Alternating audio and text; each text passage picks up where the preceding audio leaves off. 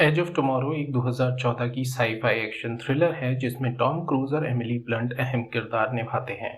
Film की शुरुआत में हमें पता चलता है कि 2015 में मिमिक्स बोले जाने वाले एलियंस जर्मनी पहुंचे और उन्होंने बहुत जल्द ही ज़्यादातर यूरोप पर कब्जा कर लिया।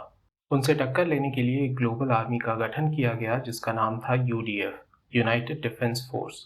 यूडीएफ को पहली विक्ट्री मिली वोडून नाम की जगह पर जहां पर सार्जेंट रीटा के हेरोइज्म के कारण यूडीएफ एलियंस को हरा पाया।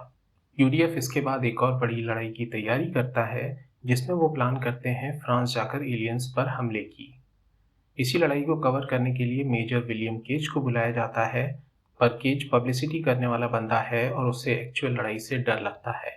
इसलिए वो जनरल ब्रिघम को ब्लैकमेल करने की कोशिश करता है लड़ाई में न जाने के लिए, पर जनरल उसकी ब्लैकमेल से गुस्सा होकर उसे अरेस्ट करा देता है। केज जब जागता है वो हीथ्रो एयरपोर्ट पर होता है जो अब एक मिलिट्री बेस बना दिया गया है, और उसे पता चलता है कि जनरल ने उसे डिमोट कर एक सिपाही बना दिया है। केज को मास्टर सार्जेंट फेरल के अंडर असाइन किया जाता है जो उसे जे स्क्वाड में डाल देता है। फ्रांस पहुंचते ही मिलिट्री पिटने लगती है और जे स्क्वाड जल्दी ही मर जाता है। लड़ाई के दौरान केज सार्जेंट रीटा को भी मरते हुए देखता है। एक एलियन से अपनी जान बचाने के लिए केज एक माइन का इस्तेमाल करता है और मरते हुए एलियन का खून उसके ऊपर गिर जाता है। अपने घावों से केज खुद भी मर जाता है, पर केज तब ही वापस हीथ्रो पर जागता है और ऐसा लगता है कि जैसे वापस सब कुछ हो रहा है। सारी चीजें पहले जैसी रिपीट हो रही होती हैं और केज कंफ्यूज हो जाता है। इस बार जब केज फ्रांस की लड़ाई में पहुंचता है, वो रीटा को बचाने की कोशिश करता है पर खुद ही मर जाता है और वापस हीथ्रो में जागता है। वो सबको बताने की कोशिश करता है कि एलियंस उनके अटैक के बारे में जानते हैं और वो वहां जाते ही मर जाएंगे, पर कोई भी उसकी बात पर विश्वास नहीं करता। वो बार बार मरता है और जिंदा होता है और धीमे धीमे चीजें याद करने लगता है।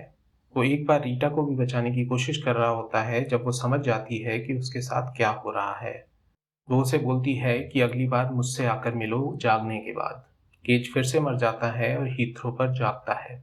वो जाकर रीटा से मिलता है जो उसे डॉक्टर कार्टर के पास ले जाती है।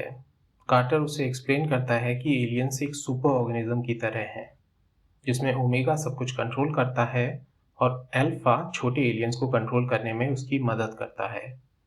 जब कोई भी अल्फा मर जाता है तब ओमेगा टाइम रीसेट कर देता है और नए तरीके आजमाकर लड़ाई जीतने की कोशिश करता है।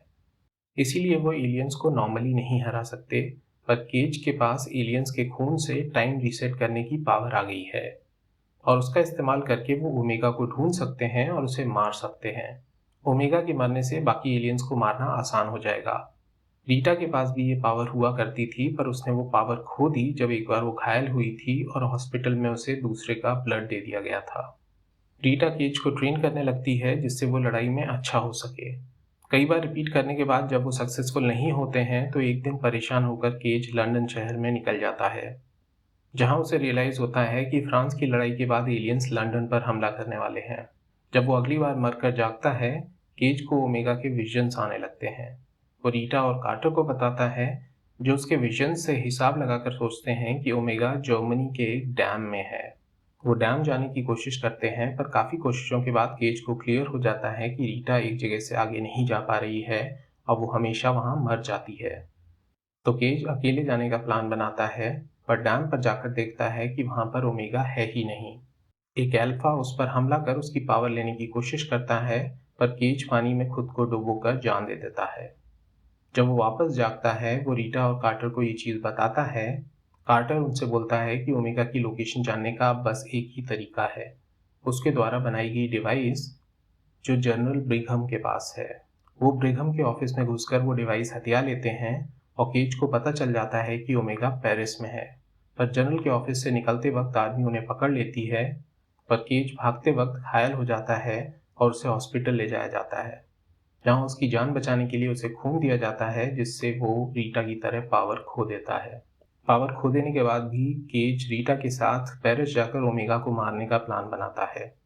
इस प्लान के लिए वो जे स्क्वाड के सोल्जर्स की मदद लेते हैं और पेरिस निकल पड़ते हैं। पेरिस में काफ़ी एलियन से उनकी लड़ाई होती है कि जैसे तैसे ओमेगा को मारने में सफल होता है। ओमेगा के मरने के बाद उसका ब्लड केज के अंदर चला जाता है और वो कुछ दिन पहले जागता है, जब वो जनरल ब्रिघम से मिलने आया था। केज को पता चलता है कि ओमेगा मर गया है, पर जे स्क्वाड और रीटा अभी भी जिंदा हैं। फिल्म के एंड में हम देखते हैं कि वो रीटा से मिलने जाता है जो उसे पहचान नहीं पाती है। इसी के साथ फिल्म खत्म हो जाती है। तो ये थी स्टोरी एज ऑफ टुमारो की। अगर आपको वीडियो अच्छा लगा हो तो लाइक ज़रूर कीजिए और चैनल को सब्सक्राइब करना ना भूलें।